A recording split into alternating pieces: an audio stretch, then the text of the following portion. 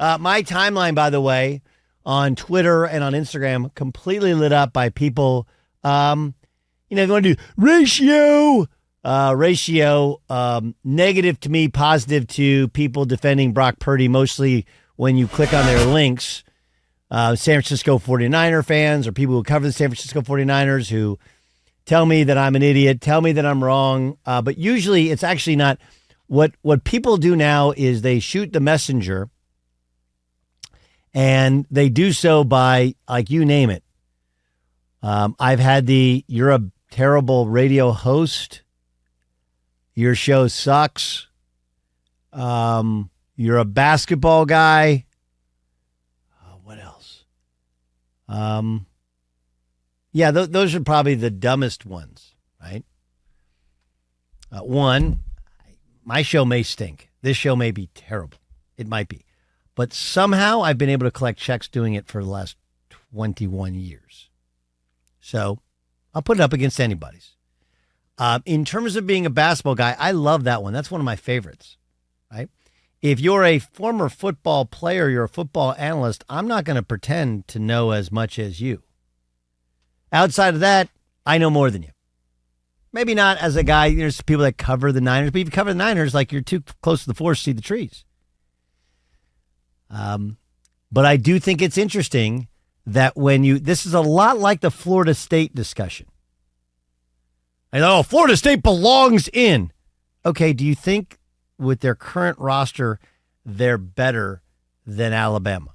Well, that's not the point. Yes, that actually is the point. And just like I said with Brock Purdy, he's way better than where he was drafted. He's having a great year. Is he the MVP of the NFL? Is he the most valuable player in the entire league?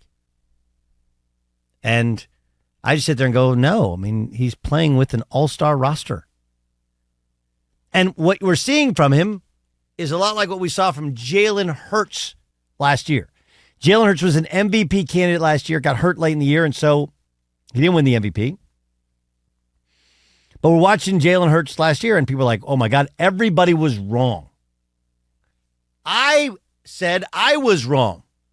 Because when Jalen Hurts came out, having watched him play at Alabama and understood his strengths, but also some of his weaknesses that ultimately got him benched for Tua Tagovailoa, and how he played at Oklahoma. And when they played against Oklahoma State, when he was at Oklahoma, I talked to some of the OU people, and they said, like, Jalen he's not really warm and fuzzy. He's kind of a little bit manufactured.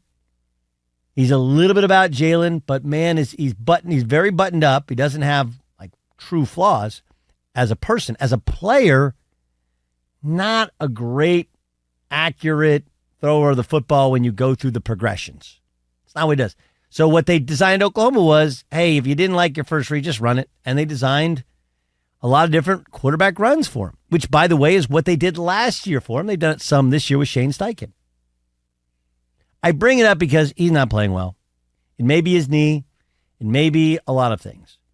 But he is, on the micro, the bigger problem in the macro for the Philadelphia Eagles. Do you know what that is? I mean, we've seen this so many times over. The trappings of fame, the trappings of how many runner-ups, how many Super Bowl runner-ups stink the next year or aren't as good as they should be the next year. I mean, really, the only two teams to be able to lose in the Super Bowl and come back with any sort of ferocity are the Patriots of Bill Belichick and the Chiefs with Andy Reid. Some of it's coaching. Some of it is they have arguably the two greatest quarterbacks in the history of the sport. Yes, I said that about Pat Mahomes. I'm not like Pat Mahomes' run as a starting quarterback, whether he plays for 20 years or he retires this year, is as good as anyone who's ever done it. Right? You win 2 Super Bowls, you get to another one. You've never not gotten to an AFC championship game as a starter. So those are actually the exception. The rule is usually the next year is really hard for you. And why is it hard for you? Well, some of it is that, for example, the Eagles, while I thought they were they were great last year, they were loaded. Remember, they played the weakest schedule in the NFL. So obviously, once you're first place, once you have home field advantage, all of that changes. You're also everybody's biggest game. Case in point, Seattle last night. Seattle's not a great team, but you're only on Monday night because you're the Eagles. And for Seattle, that's a huge win in their a feather to put in their cap. Additionally, you lose coaches. Right? That's what happens. Right? They lost their offense coordinator, defense coordinator. And then, and I think this is a real thing, I've never been a huge Nick Sirianni guy, but I've had some understanding and respect of why he is how he is. When Nick Sirianni was introduced as the head coach of the Philadephia Eagles, he was a stumbling, bumbling, oh my God, who did they just hire in Philadelphia? They're going to eat him alive coach. And then it was almost like, and this is a reference, I think you guys are both maybe too young, Prophet, maybe you know it. Did you ever see the movie Over the Top? You guys ever see the movie Over the Top? I can't say that I have. What about you, Bo? Over the Top? I'm looking it up now. I've never seen this before. If I ask you if you've seen it, you don't have to look it up. Just go, I haven't seen it. Now, let me check. Monty Bolaños, have you ever heard the movie Over the Top? No. Okay. You're on your own. Over the Top, two things come over the top. One, it was a movie about arm wrestling. And it also had a great Kenny Loggins song that was on the soundtrack. So there's a lot of great Kenny Loggins songs on soundtracks, most notably Footloose. But this one had Kenny Loggins, meet me halfway across the sky. Right? He had the son. He had been through a divorce. He was Sly Stallone was a truck driver, and it was a chance for his son, I think, to watch him arm wrestle in the championship in Vegas. Anyway, the other part that's memorable about Over the Top, okay, cheesy Sly Stallone, 80s, was it 80s or early 90s movie? 87, I think. Okay, 87. Was, I turn my hat backwards. I'm like in a different guy. Like a different guy. So he would wear it like a normal baseball hat, and when he flipped it backwards, now it was go time. Which is kind of what Nick Sirianni did last year. I remember a couple years before he became the head coach, and he was kind of an aw shucks, gee, what am I doing here, deer in the headlights? And then all of a sudden last year he turned the hat backwards and he became like a WWE character. He was Ric Flair. Woohoo! Woo! Right? Talking ish to everybody, yelling at other teams, players, coaches, didn't care. But there's this thing that happens. Okay? There's this thing that happens. When that red light goes on you a bunch, you can kind of change as a person.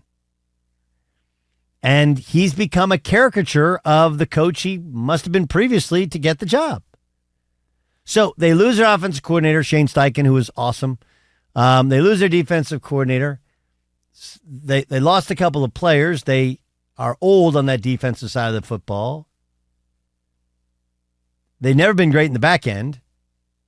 And their offense is just kind of clunky. And Jalen Hurts has been dealing with a little bit of a knee. Plus, he played, frankly, above his level last year. And they're playing against better competition on a day-to-day basis. And here you go. Now, if we're fair, they're not terrible. Okay, like their problems are first-world problems at 10-4. Raise your hand if you wish your football team was 10-4. My hand is raised really, really high. But all of this is the trappings of fame, if you will, right? Jalen Hurts was the, man, I love that kid, second-round pick. Everybody was crapping on him on draft day. They shouldn't have taken him, and he's not making any money, too. Now, Jalen Hurts is one of the highest-paid players in all of football. Nick Sirianni was, Nick Sirianni, like he was such a goof when he got the job. I love that guy. He's turned into a tough guy. To now, it's like, dude, this is just an act. I don't care, win football games. Players are going to be more judgmental of both, right? Because you look around, you're like, again, this is something that I'm going to date myself. Prophet, are you familiar with Parade Magazine? The Parade Magazine in the Sunday edition of your newspaper. I only got the Toledo Blade at home growing up. Toledo Blade. Even on Sundays, they didn't have like the little parade thing in there? No, what Toledo Blade had was something called the Peach section for entertainment. Peach section. Monse, are you familiar with it? You're not even old enough to ever. Had you ever gotten a newspaper at your house? I remember my parents occasionally, walking down the street and you would put like a quarter in. Lift Remember that? thing. Yeah, remember those machines? Yeah. Yeah. You're only supposed to take one? Yes. That's back when it's on your honor. Yeah. Right, on your honor. Now, I saw the Orange County Register I grew up in, it was $3 for a whole year. Yeah. Why not just give it away for free? Why do you have to $3 for the whole year? I don't know. Anyway, they used to have, and I think they still have it, that magazine, the Parade Magazine, I think it's called, in once a year they would have What People Make. What do you make? Have you ever seen this stuff? Yeah, when you do What Do You Make, it totally changes how you look at somebody. Completely changes it. Right? Like you sit there and go like, a librarian in Omaha makes $110,000? The hell am I doing wrong? Right? Or then you like, social worker in San Antonio makes 40 grand.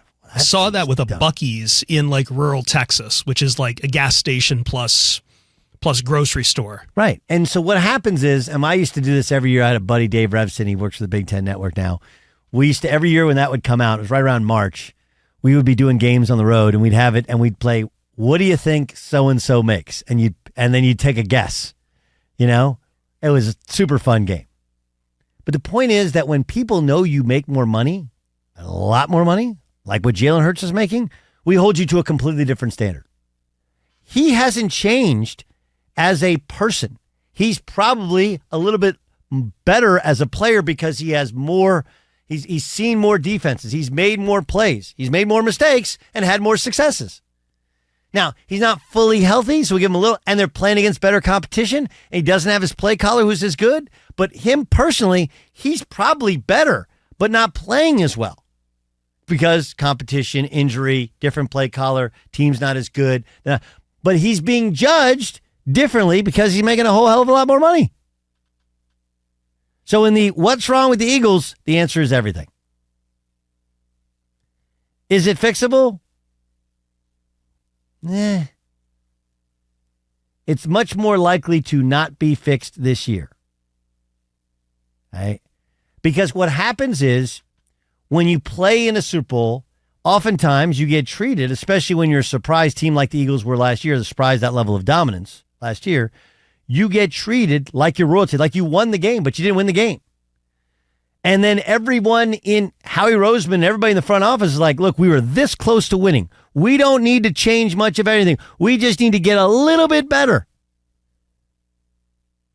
But then you completely forget how hard it was to get to that point.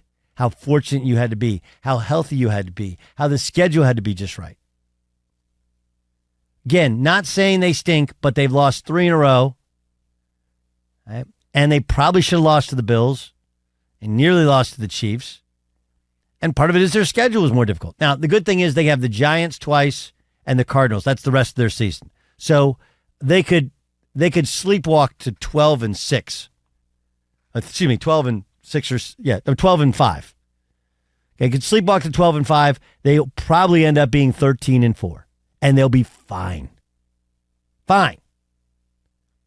But considering last year's dominance, considering how we looked at Sirianni, considering Jalen Hurts was an MVP candidate and probably wins it last year if he doesn't get hurt, considering all the expectations and all the money spent and how they thought Howie Roseman won the draft with a couple of his draft picks, losing 3 in a row right now, especially losing last night in Seattle, it's kind of a yikes.